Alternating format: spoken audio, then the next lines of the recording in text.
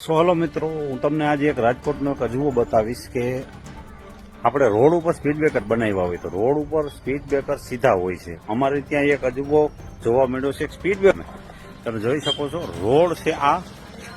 અહીંયા રોડ ઉપરથી speed breaker હટીને વિકાસ કરવા માંડી ગયું, આમ સાઈડમાં આવી ગયું. આ સ્પીડ બ્રેકર ખરેખર આમ સીધું હોવું જોઈએ.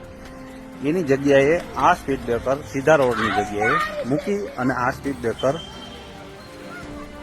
આડું થઈ ગયું, આ વિકાસ કરી ગયું.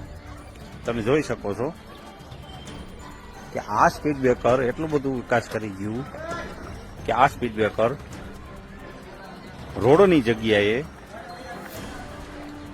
આમ સાઈડમાં વહી ગયું. ટૂંકમાં આને ખબર પડી કે હવે પાછું વળી જવાય. આ તંત્રને કેવી ખબર પડશે? તમે જોઈ શકો છો નીચે આ સ્પીડ બ્રેકરની હાલત શું છે. બનાવતી વખતે આ જગ્યાએ સ્પીડ બ્રેકર હતું એ મૂકી અને આ સ્પીડ બ્રેકર રોડે ચડી ગયું, સાઈડમાં વયું ગયું, આઘું વયું ગયું. ખબર પડી ગઈ કે આ વિકાસ ગોટાળે ચડી ગયો છે. તમે જોઈ શકો છો આ એરિયાની હાલત. સારો એવો રોડ છે, 2 વર્ષમાં ગાબડા પડી જાય એવું છે ને. આ જે રોડ છે ને એની નીચે આ રોડ જેટલા જ ભૂંગરા છે. એટલે એમ કહી શકાય કે એટલું ગટર છે, એટલું પાણી જાવક છે, છતાંય આ રોડ ઉપર એટલું પાણી આવે છે કે સ્પીડ બ્રેકરને ઉપાડીને એક બાજુ નાખી દે. તો મતલબમાં ગટરમાં પાણી જાતું નથી. તો આ લોકોએ ક્યાં પ્લાનિંગથી આ ગટર બનાવી છે? કારણ કે આ જે સિમેન્ટ રોડ છે ને, સિમેન્ટનો બનાવેલો રોડ છે.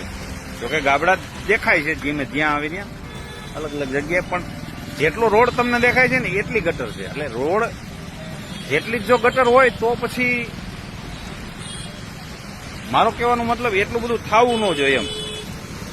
આટલું પાણી આમાં આવવું ન જોઈએ. કારણ કે આ જે છે ને એ રિંગ રોડ ઉપરથી ઉમિયા ચોકેથી સીધો આવે છે. એટલે એની અંદર એટલા વડે મોટા ગટર છે, અંદર મોટા મોટા ભૂંગળા નાખેલા. તો મતલબ એટલું પાણી જાતું નથી. તો પછી ક્યાં પ્લાનિંગથી આ ભૂંગળા નાખ્યા છે ને મતલબ કોકના માટે નાખ્યા છે એમ કહી શકાય.